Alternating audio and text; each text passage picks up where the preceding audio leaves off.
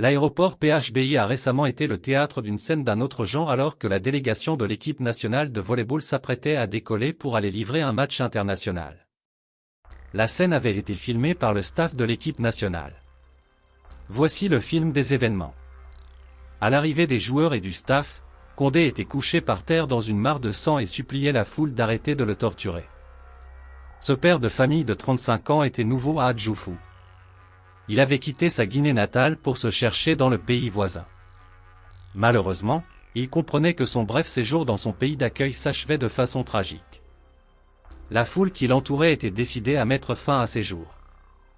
Condé avait prié de tout son être pour que la sécurité de l'aéroport intervienne avant qu'il ne soit trop tard. Tout avait commencé 90 minutes plus tôt lorsque Condé avait transporté les bagages de Boukari qui étaient en chemin pour la Suisse. Condé avait sorti les valises du taxi qui avait déposé Boukari et les avait transportées à l'intérieur de l'aéroport.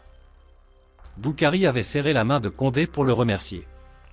Ensuite, alors que Condé demandait quelques sous à Boukari, en signe de motivation pour le service qu'il venait de lui rendre en transportant ses valises, celui-ci avait commencé à se plaindre. Boukari criait en se plaignant que son sexe avait disparu. Une bagarre avait éclaté entre les deux. Boukari déclarait avoir senti son kiki le quitter dès que Condé lui avait serré la main. Une foule s'était rapidement formée autour des deux et les gens s'étaient mis à lyncher Condé tout en exigeant qu'il remette le sexe de Boukari.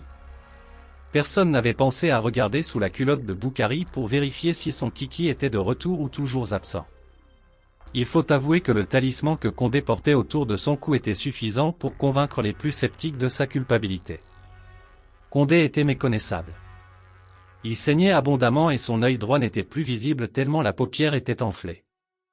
Heureusement pour Condé, la sécurité de l'aéroport était arrivée avant qu'il ne fût brûlé vif. Le chef de la sécurité avait dépêché une équipe dès qu'il avait été informé de l'incident. Il avait voulu éviter que Condé ne soit tué dans son aéroport. Il se souvenait encore qu'en 2014, un homme avait été tué dans le village de sa femme, à Koudougou au Burkina, après avoir été accusé d'avoir volé le kiki d'un habitant de la localité. Il était surtout conscient que les épisodes de vol de kiki semaient de la psychose dans les villes et villages, d'où la propension des citoyens à vouloir lyncher les personnes coupables ou accusées de vol de kiki. Après avoir réussi à extraire Condé des griffes de la foule, celui-ci fut conduit avec Boukari au poste de police de l'aéroport pour besoin d'enquête.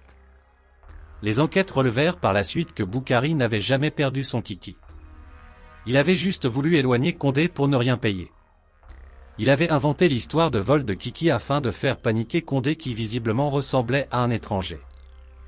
Malheureusement, au lieu de fuir, Condé l'avait plutôt affronté et la foule s'était massée trop rapidement. Boukari s'était rendu rapidement compte que s'il avouait la vérité, la foule devait plutôt le lyncher lui pour tentative de vol. Boukari fut forcé de s'engager pour les soins de Condé et celui-ci fut transporté à l'hôpital où il passa une quinzaine de jours. Lorsque Boukari fut libéré par la police, il constata malheureusement qu'il avait raté son vol à cause de cet acte d'escroquerie. Beaucoup de personnes qui étaient présentes ce jour à l'aéroport déclaraient que le vol de kiki n'existait pas véritablement et était une affaire d'escroquerie. D'après ces personnes, le but dans le stratagème est habituellement de soutirer de l'argent aux victimes. En effet, une personne généralement un marabout vous serre la main puis vous informe qu'il a pris votre sexe. Alors que la peur vous tétanise, son complice vous approche et vous informe que si vous ne consommez pas rapidement un produit miracle, votre kiki disparaîtrait à jamais. Paniqué, vous payez pour avoir le produit et vous le consommez. Le produit en question est une sorte de Viagra dont les effets ne tardent pas à se manifester et votre kiki se met rapidement dans une forme olympique vous donnant ainsi la preuve de son retour. Pourtant les anciens que nous avons consultés affirment que les marabouts sont effectivement capables d'agir sur le kiki et sont capables de le faire disparaître. Ils déclarent qu'en serrant la main d'un homme, un marabout est capable de faire rentrer le kiki d'un homme quelconque dans son ventre au point où la victime a la sensation que son kiki a disparu. Déplorons toutefois une chose. On constate dans tous les pays affectés que les personnes accusées de vol de kiki sont en général des étrangers. Est-ce que le vol de kiki ne fonctionne que sur des étrangers ou seulement hors de la communauté du voleur? Cette croyance est quand même assez tirée par les cheveux dans la majorité des récits. On trouve des adeptes de vol de kiki aussi dans toutes les couches de la société et même parmi les personnes les plus cartésiennes. Ces personnes argumentent avoir déjà eu plusieurs témoignages de victimes émanant de différents pays et soutiennent que tout est possible pour ceux qui maîtrisent les savoirs ancestraux. Certains soutiennent qu'il est possible qu'un marabout puisse par hypnose vous faire croire que votre kiki a disparu.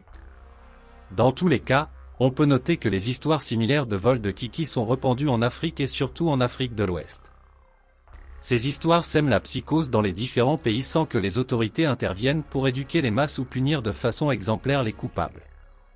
Posons-nous quelques questions. Est-ce que ceci ne participe pas à l'abrutissement de la population dans ces pays? Les traditionalistes soutiennent qu'il est important d'éviter de balayer trop rapidement du revers de la main ce que les anciens n'ont pas réfuté. Toutefois, lorsque des gens sont tués ou lynchés à mort pour avoir été accusés de vol de kiki, est-ce qu'on ne devrait pas questionner ou dénoncer ces croyances? Que t'inspire cette histoire? Dis-nous si des histoires de vol de kiki existent dans ton pays. Est-ce que tu crois qu'il est possible de voler le sexe d'un homme juste par une poignée de main ou juste en le touchant dans la rue? Vos commentaires nous donnent beaucoup de force.